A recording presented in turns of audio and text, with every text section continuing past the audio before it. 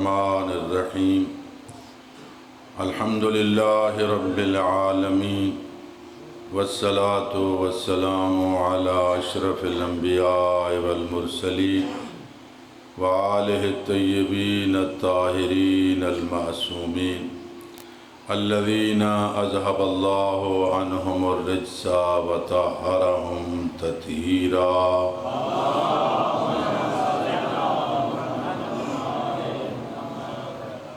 واللعنة الدائمة على أعدائهم أجمعين. أما بعد فقال رسول الله صلى الله عليه وآله وسلم إني تارك فيكم الثقلين كتاب الله وعترتي أهل بيتي ما إن تمسكتم بهما لن تضلوا بعدي أبدا وَلَنْ يَفْتَرِقَا حَتَّى يَرِدَا عَلَيَّ الْحَوْض. صلوات بر محمد و آل بیت محمد.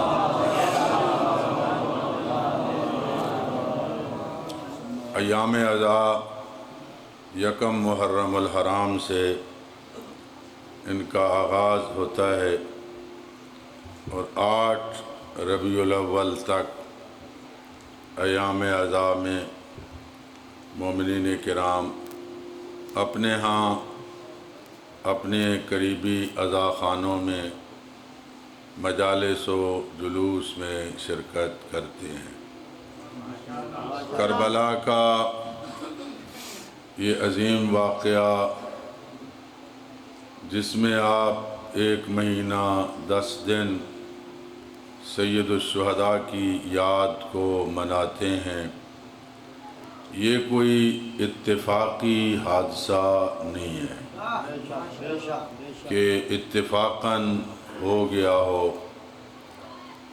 بلکہ اس کا آغاز اس روز سے ہوا جس روز پیغمبر خاتم کی آنکھیں بند ہوئیں.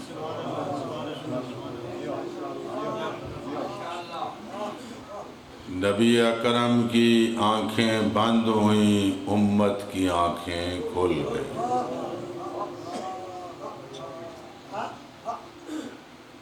جتنے واقعات ہیں وہ واقعہ کربلا کی کڑیاں ہیں.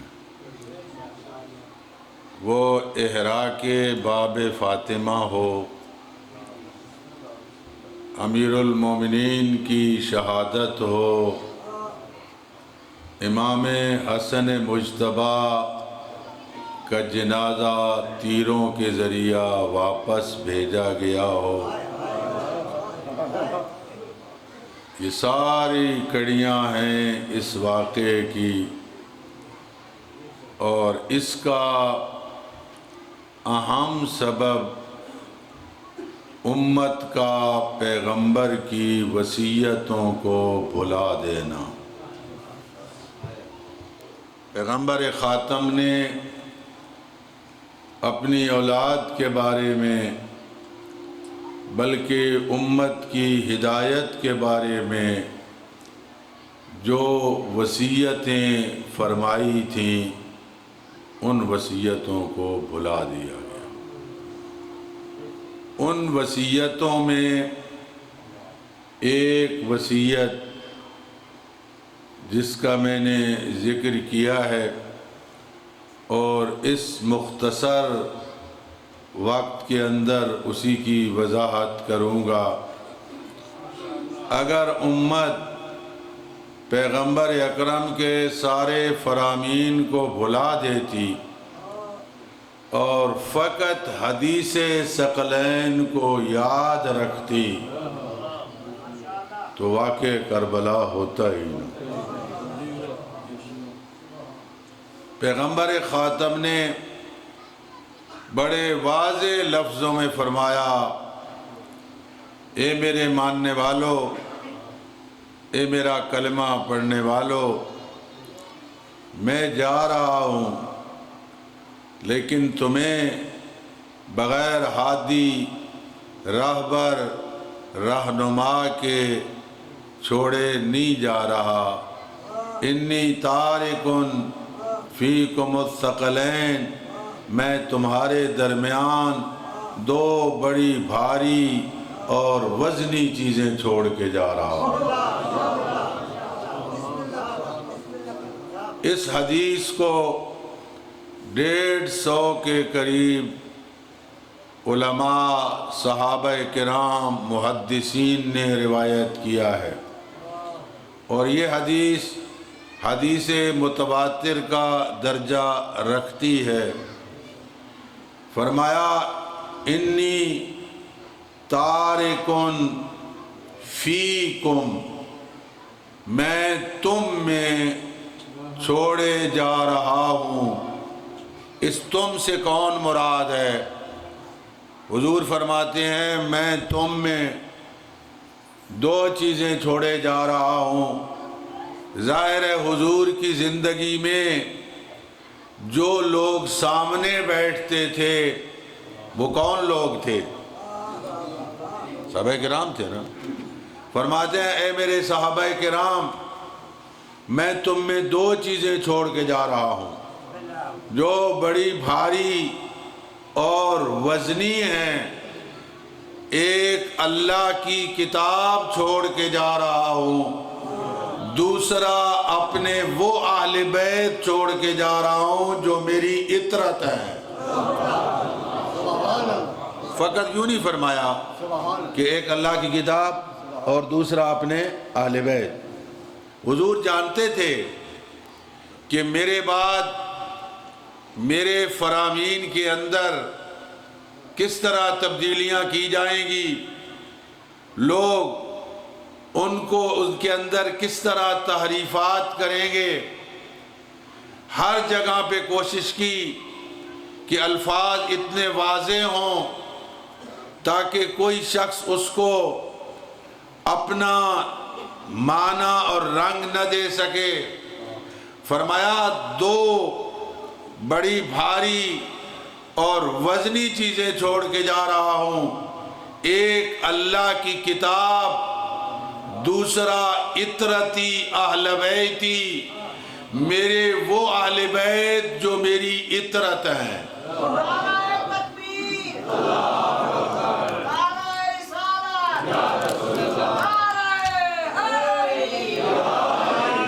یا رسول اللہ، آپ ایک ہی چھوڑ جائیں، ہماری ہدایت کے لیے کافی ہے۔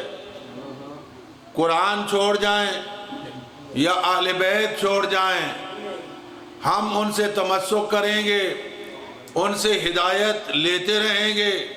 قرآن بھی ہادی ہے، اہل بیت بھی ہادی ہیں۔ تو جواب آئے گا سوال کرنے والا، جب میں تھا اس وقت دو مسندیں تھیں، ایک مسند پہ قرآن تھا، دوسری مسند پہ میں خود موجود تھا۔ قرآن کی مسند خالی نہیں ہو رہی، میری مسند خالی ہو رہی ہے۔ جب میری موجودگی میں قرآن کو پڑھانے کی ضرورت تھی تو اب میری مسند پہ وہ آ کے بیٹھے گا جو مجھ سے ہوگا۔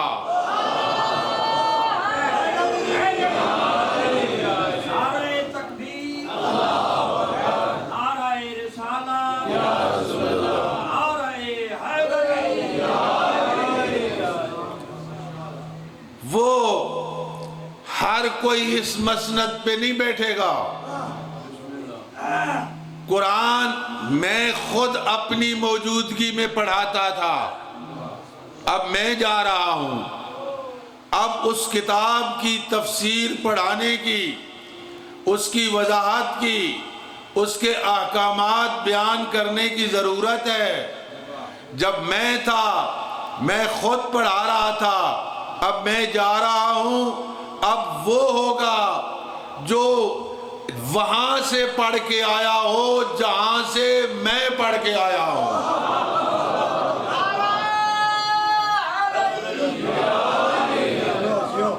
میں فقط اشارہ کروں گا، آگے بڑھوں گا۔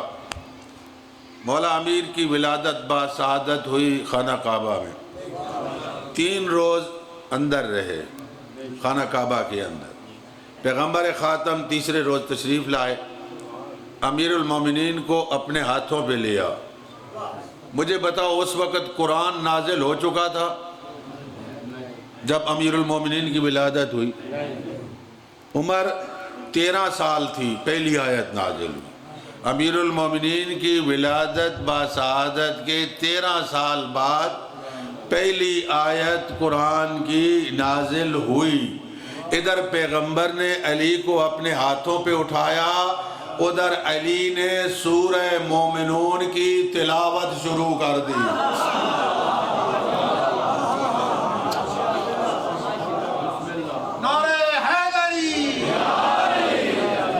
ابھی قرآن نازل نہیں ہوا، قرآن 13 سال کے بعد نازل ہوگا۔ میں نے عرض کیا اس مسند پہ وہ بیٹھے گا جو وہاں سے پڑھ کے آئے گا جہاں سے یہ پڑھ کے آئے ہیں، ورنہ 3 دن کا بچہ تو بول ہی نہیں سکتا۔ 3 دن کا بچہ ہو اور سورہ مومنون کی تلاوت ہو شروع کر دے۔ اور مومنین کرام میں آپ سے بھی سوال کروں گا کہ مولا امیر نے قرآن میں سورہ توحید ہے، سورہ محمد ہے، سورہ ابراہیم ہے، سورہ نوح ہے، سورہ بہت لمبی لمبی صورتیں ہیں، سورہ مومنون کی تلاوت کیوں ہوگی؟ یہ خود غور کریں، 18واں پارہ ہے، سورہ مومنون ہے۔ مولا امیر اپنی ولادت کے فوراً بعد مومنین کے صفات بیان کر رہے ہیں۔ اس سورہ میں مومنین کے صفات بیان ہوئے ہیں کہ صاحبان ایمان کون ہیں۔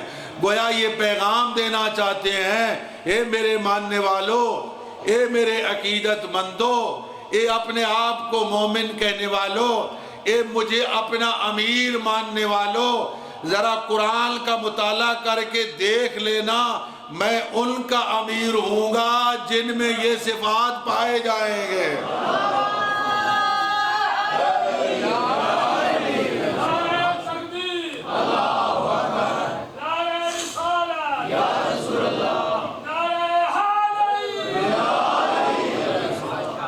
اب ساری ظاہر میں جو حدیث عرض کرنا چاہتا ہوں، پھر اگر اس کو بیان کروں تو وہ نہیں ہو سکے گا، فقط ایک صفت بیان کرتا ہوں۔ سورہ مومنون میں جو پہلی صفت ہے وہ بیان کرتا ہوں۔ بسم اللہ الرحمن الرحیم، قد افلح المؤمنون الذین ہم فی صلاتہم خاشعون۔ فرمایا صاحبان ایمان وہ ہیں، مومن وہ ہیں، میں ان کا امیر ہوں جو نماز کو خشوع و خضوع سے ادا کرتے ہیں۔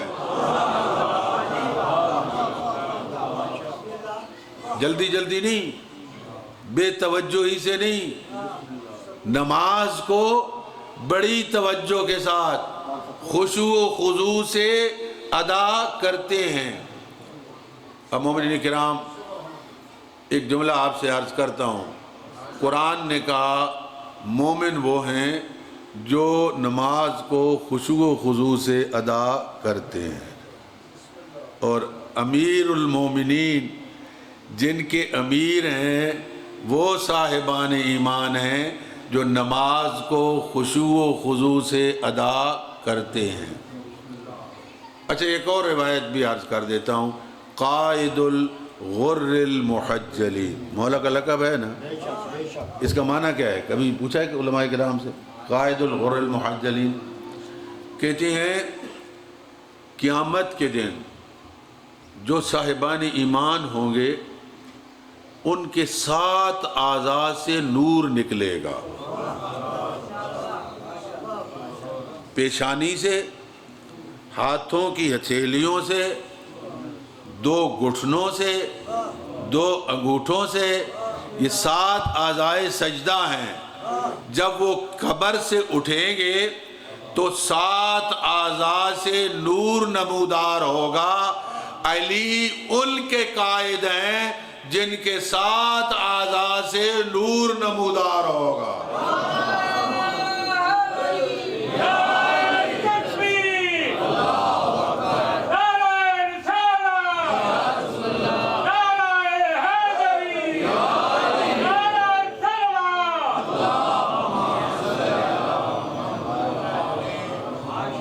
میں زیادہ وضاحت نہیں کرتا، بات میں نے سمجھا دی ہے کہ اگر امیر المومنین کو قائد ماننا ہے تو پھر ایسا عمل کرنا ہوگا کہ جب ہم قبر سے اٹھیں تو 7 اعضاء سے نور نمودار ہو۔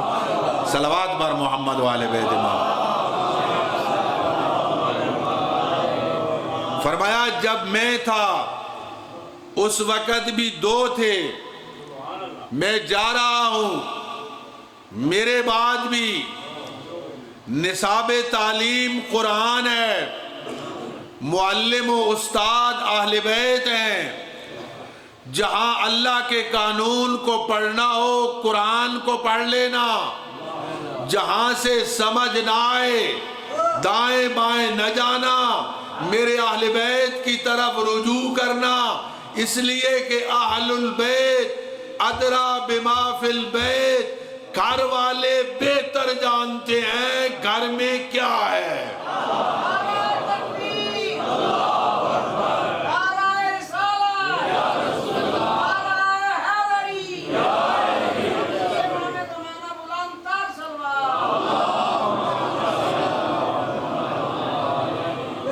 یا رسول اللہ، کیا ہو سکتا ہے کوئی زمانہ ایسا آ جائے کہ قرآن کچھ کہے، اہل بیت کچھ کہیں، اس وقت ہم قرآن کی بات کو مانیں یا اہل بیت کی بات کو مانیں؟ جواب آئے گا سوال کرنے والا، ان میں کبھی اختلاف نہیں ہو سکتا۔ قرآن اور اہل بیت میں کبھی اختلاف نہیں ہو سکتا، نہ قرآن اہل بیت کے خلاف ہو سکتا ہے، نہ اہل بیت قرآن کے خلاف ہو سکتے ہیں۔ کیا میرا فرمان تو نے پڑھا نہیں؟ القرآن مع علی وعلی مع القرآن، قرآن علی کے ساتھ ہے، علی قرآن کے ساتھ ہے۔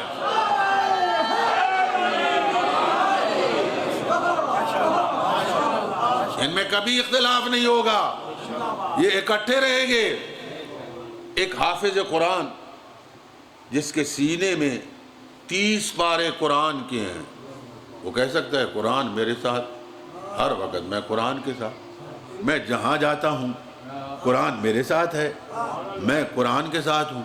آج کل تو قرآن تعویذ کی صورت میں آ گیا، چھوٹا سا ایک بندہ گلے میں قرآن کو تعویذ بنا کے کہہ سکتا ہے قرآن ہر وقت میرے ساتھ، میں ہر وقت قرآن کے ساتھ۔ یا رسول اللہ، آپ فرما رہے ہیں علی قرآن کے ساتھ ہیں، قرآن علی کے ساتھ ہیں۔ جواب آئے گا سوال کرنے والا، میرے کہنے کا مقصد یہ نہیں کہ علی حافظ قرآن ہے، علی جیسا حافظ قرآن کوئی نہیں، علی جیسا قاری قرآن کوئی نہیں۔ قرآن قانون کی کتاب ہے، علی اس قانون پہ عمل کرنے والے ہیں۔ قرآن کا کوئی قانون علی کے کسی عمل کے خلاف نہیں، علی کی زندگی کا کوئی عمل قرآن کے کسی قانون کے خلاف نہیں۔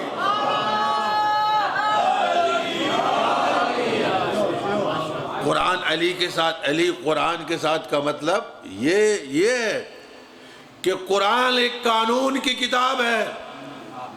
قرآن کا کوئی قانون ایسا نہیں کہ علی ابن ابی طالب نے اس پہ عمل نہ کیا ہو، اور علی ابن ابی طالب کی زندگی کا کوئی عمل ایسا نہیں جو قرآن کے کسی قانون کے خلاف ہو، بلکہ اس کو اگر یوں کہوں تو ایک حقیقت ہوگی، فقط میری عقیدت نہیں، میرے مولا کا عمل میرے خالق کو اتنا پسند آیا، علی عمل کرتے گئے، خدا قرآن بناتا گیا۔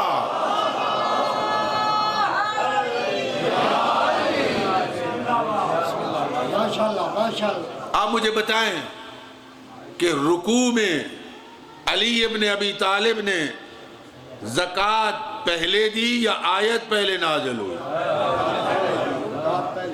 پہلے زکوٰۃ دی، بعد میں آیت نازل ہوئی۔ پہلے شب ہجرت پیغمبر کے بستر پہ سوئے، آیت بعد میں نازل ہوئی۔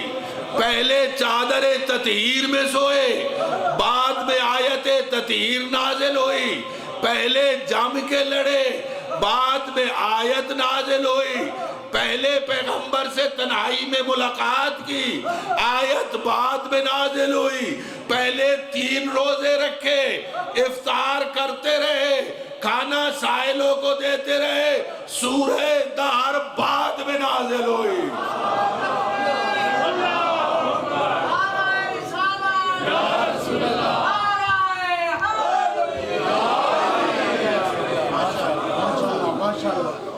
خالق اکبر مولا امیر کی زندگی کے ان اعمال کو قیامت تک محفوظ رکھا قرآن مجید میں۔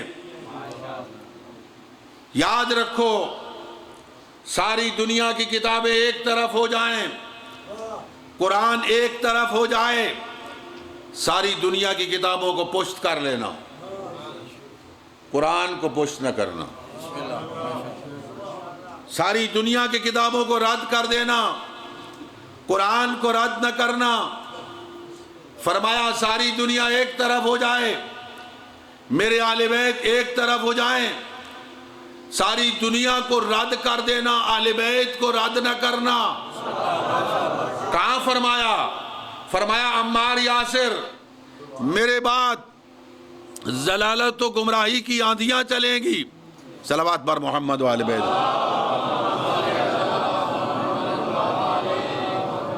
نعرہ تکبیر، نعرہ رسالت، نعرہ حیدری، حسینیت، یزیدیت، اہل بیت دشمن دلانت، آواز بلند تر صلوات۔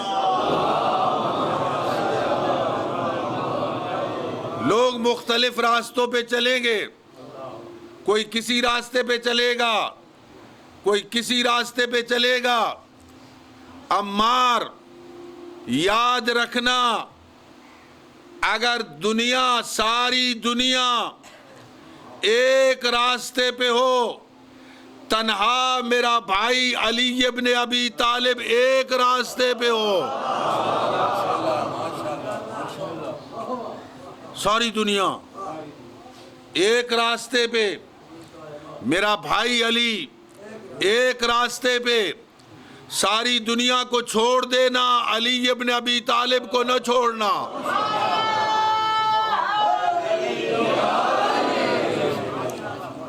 آج کل تو جمہوریت ہے، آج کل تو لوگ اکثریت دیکھتے ہیں کہ لوگ کس طرف ہیں، اکثریت کس طرف ہے۔ ایک ووٹ کے اضافے سے وزیر اعظم بنتا ہے، ایک ووٹ کے اضافے سے صدر بنتا ہے۔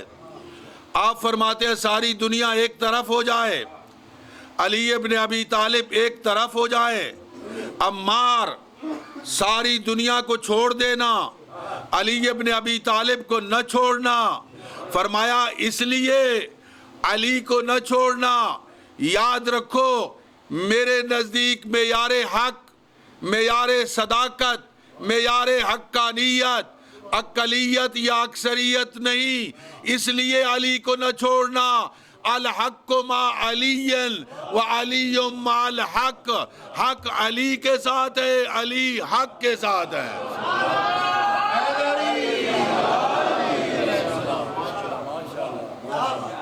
پھر پیغمبر خاتم نے ایک دعا مانگی، اللہم ادر الحق حیث ما دار علی، پروردگارا حق کو ادھر پھیر دے جدھر علی جائے،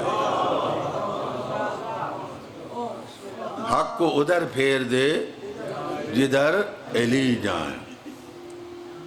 یہ دعا جس زبان سے نکلی ہے، اگر سرور کائنات علی ابن ابی طالب کو حق کے تابع کرتے تو بھی یقیناً دعا قبول ہوتی۔ علماء کرام موجود ہیں، پیغمبر خاتم نے اپنی دعا میں علی کو حق کا تابع نہیں بنایا، حق کو علی کا تابع بنایا۔ فرق کیا ہے؟ اگر علی حق کے تابع ہوتے تو سوال ہو سکتا تھا کہ فلاں موقع پہ علی نے یہ عمل کیا، یہ حق ہے یا نہیں۔ پیغمبر خاتم نے تمام ناسبیوں کے منہ بند کیے اور حق کو علی ابن ابی طالب کے تابع کیا۔ اب علی عمل کرتے جائیں گے، خدا اسے حق بناتا جائے گا۔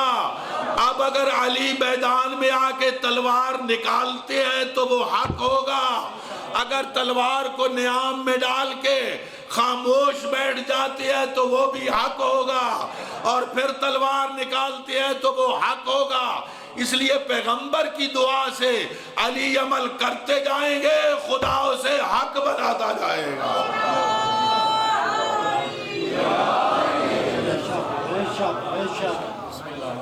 فرمایا اگر تم نے ما ان تمسکتم بہما لن تضلوا بعدی ابدا، اگر تم نے ان دونوں کے ساتھ تمسک کیا، قرآن کے ساتھ بھی اہل بیت کے ساتھ بھی تمسک کیا، تم کبھی گمراہ نہیں ہوگے۔ تمسک ہے، قرآن کے ساتھ بھی ہے، اہل بیت کے ساتھ بھی تمسک ہے۔ اے کوئی بندہ مر جائے، اس کی کلخانی ہو، ہم تلاوت کرتے ہیں۔ اے کسی کا 40واں ہو، اس پہ ہم تلاوت کرتے ہیں۔ کسی کی برسی ہو، ہم تلاوت کرتے ہیں۔ قبر پہ بھی جا کے ہم قرآن پڑھتے ہیں۔ یہ تمسک ہے۔ ہمارے نوجوان ایک نعرہ لگاتے ہیں، قرآن وہ کتاب ہے جو درس انقلاب۔ نوجوانوں میں آپ سے سوال کرتا ہوں، قرآن وہ کتاب ہے جو درس انقلاب ہے، یہ انقلاب مردوں میں برپا کیا جاتا ہے یا زندوں میں برپا کیا جاتا ہے؟ یہ جو زندوں کی کتاب تھی ہم نے مردوں کے حوالے کر دی، مردے بخشوانے کے لیے۔ یہ قرآن اسی مقصد کے لیے آیا تھا، اللہ نے قرآن کو اس لیے نازل کیا تھا۔ ثواب ہے، مردے کے لیے پڑھنا ثواب ہے، لیکن قرآن کے آنے کا مقصد یہ نہیں تھا۔ روایت میں ہے کہ جب بندہ قبر میں جائے گا، اپنی قبر میں نور دیکھے گا، فرشتوں سے پوچھے گا یہ میرا کون سا عمل ہے؟ فرشتے بتائیں گے یہ تیرا عمل نہیں، یہ تیرے گھر والوں کا عمل ہے۔ انہوں نے قرآن کی تلاوت کی ہے، اس کے صدقے میں اللہ نے تیری قبر میں نور پیدا کر دیا ہے۔ اس میں شک نہیں، ثواب ہے، لیکن قرآن آیا کس مقصد کے لیے تھا؟ پیغمبر اکرم قیامت کے دن استغاثہ کریں گے، یا رب ان قوم اتخذوا ھذا القرآن مہجورا، اے میرے اللہ میری قوم نے قرآن کو پس پش ڈال دیا۔ کبھی ہم نے قرآن کھولا، قرآن کو پڑھا، قرآن سے پوچھا اللہ کی مقدس کتاب بتا میں نے عقیدہ توحید کیسے رکھنا ہے، عقیدہ رسالت کیسے رکھنا ہے، عقیدہ قیامت کیسے رکھنا ہے، نماز کی کیا اہمیت ہے، روزے کی کیا اہمیت ہے، والدین کے کیا حقوق ہے؟ کبھی میں نے قرآن سے پوچھا؟ معصوم فرماتے ہیں ہمارا شیعہ وہ ہے جو روزانہ 50 آیتوں کی تلاوت ترجمے کے ساتھ کرے۔ آج اردو میں موجود ہیں ترجمے، تفسیریں بھی موجود ہیں۔ صبح اٹھے، نماز پڑھے، قرآن کی 50 آیتیں پڑھے، ان میں دیکھیں ان کا تعلق عقیدے سے ہے، عمل سے ہے، سیرت سے ہے، اخلاقیات سے ہے۔ جو قرآن کہتا ہے اس پہ عمل کرے۔ اور یاد رکھو اگر ہماری قوم قرآن کی باقاعدہ قاری ہوتی، قرآن کے اوپر باقاعدہ عمل کرتی، قرآن کو اپنے لیے لائے عمل بناتی، قرآن کو اپنے لیے دستور حیات بناتی، کوئی گمراہ شخص ان کو گمراہ نہ کر سکتا۔ نعرہ تکبیر، نعرہ رسالت، نعرہ حیدری، امام زمانہ بلند تر صلوات۔ یاد رکھے، فقط ناظرہ پڑھ لینا کافی نہیں، قرآن کو سمجھ کے پڑھنا ضروری ہے۔ اور تفسیر وہ جو اہل بیت نے بتائی ہے، اہل بیت کے ساتھ تمسک کا معنی، آپ آئے مجلس میں بیٹھے، گرمی کا موسم ہے، سارا دن مجلس ہوگی، مجلس سنیں گے فضائل اہل بیت میں، یقیناً آپ کا دل خوش ہوگا، مصائب میں گریہ کریں گے۔ ذمہ داری فقط اتنی حد تک نہیں، فقط اتنی حد تک ذمہ داری نہیں آپ سن کے چلے جائیں، بلکہ معصومین کی سیرت کو، معصومین کے کردار کو اپنے لیے آئینہ بنائیں، اس آئینے میں اپنی تصویر کو دیکھیں، کہاں کہاں کوئی دھبا ہے، کہاں کہاں کوئی خامی ہے، اس پاکیزہ سیرت کو دیکھ کے اپنے دھبے صاف کریں۔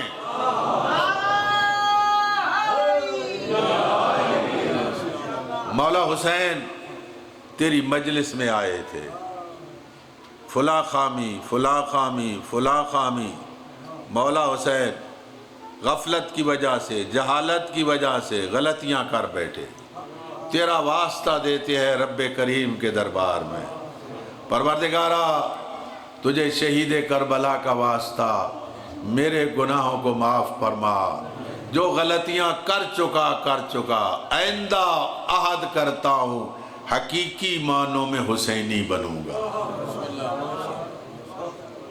آئندہ حقیقی معنوں میں حسینی بنوں گا، حسین ابن علی کا کردار اپناؤں گا۔ پیغمبر اکرم کا ایک فرمان، مثل اہل بیتی کمثل سفینۃ نوح من رکبہا فنجا ومن تخلف عنہا ضل فغرق وہوا، میرے اہل بیت کی مثال نوح کی کشتی کی طرح ہے، جو اس میں سوار ہو گیا نجات پا گیا، جو سوار نہ ہوا تباہ ہو گیا، برباد ہو گیا۔ اب میں زیادہ وضاحت نہیں کرتا، ٹائم مختصر ہے۔ انسان جب کشتی میں سوار ہوتا ہے تو اس کی اپنی حرکت ختم ہو جاتی ہے، اپنا سکون ختم ہو جاتا ہے۔ اہل بیت کی کشتی پہ سوار ہونے کا معنی کیا ہے کہ اہل بیت کی کشتی میں کیسے پتہ چلے گا کہ ہم سوار ہیں یا نہیں؟ فرمایا اپنی حرکت اور اپنے سکون کو اہل بیت کے تابع کرو، جہاں اہل بیت متحرک ہیں وہاں تمہیں متحرک ہونا چاہیے، جہاں اہل بیت ساکن ہیں وہاں تمہیں ساکن ہونا چاہیے۔ اگر تم نجات چاہتے ہو تو حرکت تمہاری اپنی نہیں ہونی چاہیے، اہل بیت کے تابع ہونی چاہیے۔ اور مجھے بتاؤ، اسی گاؤں میں، اسی مجلس میں آپ کے 12ویں امام تشریف لے آئے،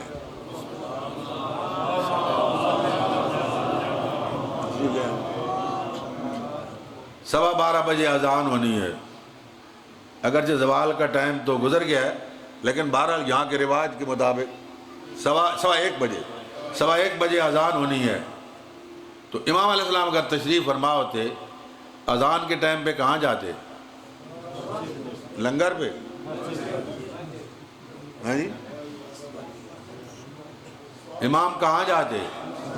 آج سے ہم طے کریں کہ ہماری حرکت امام کے تابع ہے یا نہیں، ہم امام کے تابع ہیں یا تابع نہیں ہیں۔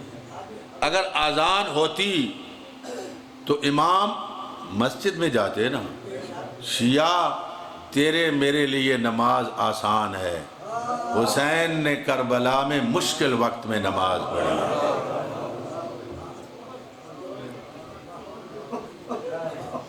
تلواریں چل رہی تھی، تیر چل رہے تھے، نیزے چل رہے تھے۔ ابو ثمامہ سیداوی نے کہا نماز کا ٹائم ہو گیا ہے، دل چاہتا ہے آپ کی میت میں نماز پڑھ کے درجہ شہادت میں فائز ہوں۔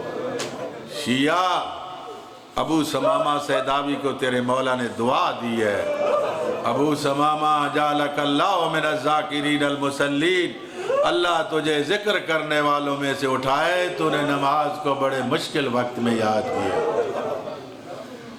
لشکر یزید کے پاس پیغام بھیجا، نماز کا ٹائم ہے، جنگ بند کرو۔ ان ملائین نے جنگ بند نہیں کی، نماز کا مخالف لشکر یزید تھا۔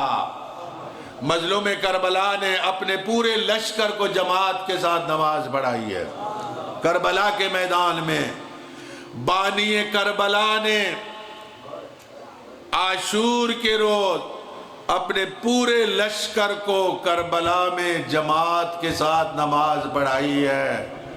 اور بانی مجلس، امام کا جہاد روکا، امام نے جہاد روک کے فریضہ نماز کو ادا کیا ہے، تو مجلس نہیں روک سکتا؟ پھر کس کو خوش کر رہا ہے؟ خوش کس کو کر رہا ہے؟ حسین نے قربانی دے کے نماز کو بچایا ہے۔ یہ نماز، آج نمازیں نہ ہوتی، مسجدیں نہ ہوتی، اذانیں نہ ہوتی، دین نہ ہوتا، اگر کربلا میں فرزند رسول کی قربانی نہ ہوتی۔ دو صحابی سامنے کھڑے ہیں، سعید ابن عبداللہ اور زہیر ابن کین۔ ادھر سے جو تیر آتا ہے، کوئی شہید اپنے سینے پہ لیتا ہے، کوئی زہیر اپنے سینے پہ لیتا ہے۔ ادھر امام نے سلام پڑھا، شیعہ 13 تیر کھا کے شہید امام کی گود میں گرا، اور ایک جملہ کہا، یا ابن رسول اللہ اب وفیتو، فرزند رسول، کیا میں نے وفا کر دی ہے؟ کیا کوئی گنجائش رہ گئی تھی؟ 13 تیر کھائے اور کہا کیا میں نے وفا کر دی ہے؟ فرمایا ہاں سعید، تو نے وفا کر دی ہے۔ مستورات کے لیے اس مجلس میں ایک پیغام چھوڑ کے جا رہا ہو۔ مستورات، ہمارے گھر میں کوئی ایک جنازہ پڑا ہو، بھائی کا جنازہ ہو، باپ کا جنازہ ہو، بیٹے کا جنازہ ہو، اذانیں ہو جاتی ہیں، ہمیں نماز یاد نہیں ہوتی، پڑھتے ہوگے، دیر سے پڑھتے ہوگے۔ مستورات ذرا کربلا میں آؤ، اور زینب کبریٰ کے دروازے پہ 72 جنازے پڑے تھے۔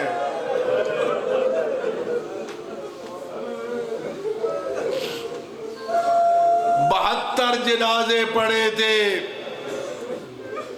کوئی بتائے مجھے، اور کسی معصومہ کی بھی نماز قضا ہوئی ہے؟ مشکل وقت تھا جب علی کی بیٹی نے شام غریبہ کو نماز پڑھی۔ بس 1-2 منٹ میں مصائب پڑھ کے آپ کی زحمت کو تمام کروں گا۔ مشکل ترین وقت تھا جب علی کی بیٹی نے شام غریبہ کو نماز پڑھی۔ حکم کیا ہے شریعت؟ میں فقط اشارہ کروں گا۔ حکم یہ ہے کہ مستور گھر کے اندر کمرہ بند کر کے نماز پڑھ رہی ہو تو سر سے لے کر پاؤں تک چادر میں پورا جسم ڈھکا ہوا ہونا چاہیے، پورا جسم چادر میں پابند ہونا چاہیے۔ میں آپ سے پوچھتا ہوں کہ علی کی بیٹی نے جب قبلے کی طرف رخ کیا ہوگا اور تکبیر کے لیے ہاتھ بلند کیے ہوگے اور اپنے سر کی طرف توجہ کی ہوگی اور کہا ہوگا میرے اللہ زینب مسئلہ جانتی ہے اور ننگے سر نماز مزدور کی نہیں ہوتی، میرے اللہ میں مجبور ہوں، میرے اللہ میں مجبور ہوں، کوئی کپڑے کا ٹکڑا نہیں جس سے میں اپنے سر کو چھپاؤں۔ اور عزاداروں، چونکہ چلم کا مصائب عموماً آخر میں جو آتے ہیں وہ پڑھتے ہیں، بس میں ایک دو جملے عرض کر کے آپ کی زحمت کو ختم کرتا ہوں۔ سید سجاد کے بارے میں عالم اہل سنت کے جملے ہیں، سجاد کو سجاد کیوں کہتے ہیں؟ سجاد کا معنی سجدہ کرنے والا نہیں، سجاد کا معنی بہت زیادہ سجدے کرنے والا۔ عالم اہل سنت لکھتے ہیں شام غریبہ کو نماز عشاء سے فارغ ہونے کے بعد آپ کے چوتھے امام نے اپنی پیشانی کو خاک پہ رکھا اور زبان پہ جملے تھے لا الہ الا اللہ حق الحق، لا الہ الا اللہ صدق الصدق، لا الہ الا اللہ شکر الشکر۔ میرے اللہ سجاد تیرا شکریہ ادا کرتا ہے اور تو نے مجھے لائق امتحان سمجھا۔ وہ عالم دین لکھتے ہیں فجر صادق ہو گئی، سجاد سجدہ پروردگار میں تھے۔ اے میرے مالک میں تیرا شکریہ ادا کرتا ہوں۔ عزاداروں، مشکل ترین وقت تھا جب 11 محرم کو سورج طلوع ہوا۔ اس جملے کو غور سے سننا، چادریں لوٹی گئی، رات آ گئی، چادریں لوٹی گئی، رات کا پردہ ہو گیا، ادھر سے سورج طلوع ہو رہا ہے، ادھر زینب کے سر پہ چادر نہیں ہے۔ مشکل ترین وہ لمحات تھے کہ جب سورج نکلا، اب بیویاں اپنا پردہ کیسے بنائیں؟ دیکھا اماں فضا، یہ عمر سعد اپنے لاشوں کو دفن کر رہا ہے۔ اماں فضا جاؤ عمر سعد سے کہو میرا مرد تو کوئی نہیں رہ گیا، اگر اجازت ہو تو ہم مستورات اپنے شہیدوں کو دفن کریں۔ عزاداروں سنو گے، جب جناب فضا گئی، کاش وہ ملول یہ کہتا کہ فضا جاؤ اپنی مخدومہ سے کہو بادشاہ کی اجازت نہیں ہے۔ وہ ملول کہتا ہے فضا جا کے اپنی مخدومہ سے کہو بادشاہ کا حکم ہے مسلمانوں کو دفن کیا جائے۔ یہ ملائن لواز رسول کو مسلمان تک نہ سمجھتے تھے۔ عزاداروں کو کس طرح برداشت کیا ہوگا زینب کبریٰ نے۔ اب تھوڑی دیر کے بعد عمر سعد اونٹ لے کے آیا۔ مجھے بتاؤ کائنات میں کوئی بہن بتاؤ جس کے بھائی کو قتل ہوئے 24 گھنٹے نہ گزرے ہوں اور بھائی کے قاتل سے ہم کلام ہونا پڑے۔ عمر سعد اونٹ لے کے آیا، علی کی بیٹی کھڑی ہوئی، کہا عمر سعد یہ اونٹ کیوں لے کے آئے ہو؟ کہا تمہیں قیدی بنا کے لے جانا ہے۔ فرمایا چھوڑ دو ان اونٹوں کو، اور ہم نبی زادیہ ہے، میں خود ایک بی بی کو سوار کروں گی۔ عزادارو مولانا غلام عسکری لکھنوی لکھتے ہیں عمر سعد نے اونٹوں کو چھوڑا، اونٹ اکٹھے ہو گئے، ایک سرمئی رنگ کا اونٹ ہے، کبھی اس اونٹ کے کان پہ منہ رکھ دیتا ہے، کبھی اس کے کان پہ منہ رکھ دیتا ہے، کبھی اس کے کان پہ منہ رکھ دیتا ہے۔ اب علی کی بیٹی آئے، بیٹا سجاد تو حیوانوں کی بولی سمجھتا ہے، بیٹا بتا یہ حیوان کیا کہہ رہا ہے؟ کہا بوبی اماں یہ حیوان دوسرے حیوانوں سے کہہ رہا ہے، ابھی تھوڑی دیر کے بعد اور تمہاری پشت پہ نبی زادیاں سوار ہوگی، اول کے ہاتھ بزے گردل بدے ہوگے، اول کی گودوں میں چھوٹے چھوٹے بچے ہوگے، یہ ظالم ظلم کریں گے اور تم نے دوڑنا نہیں ہے۔ رخ مدینے کی طرح نانا یہ حیوان میرا حیا کر دے اور تیری امت نے کوئی حیا نہ کیا الا لعنت اللہ علی القوم الظالمین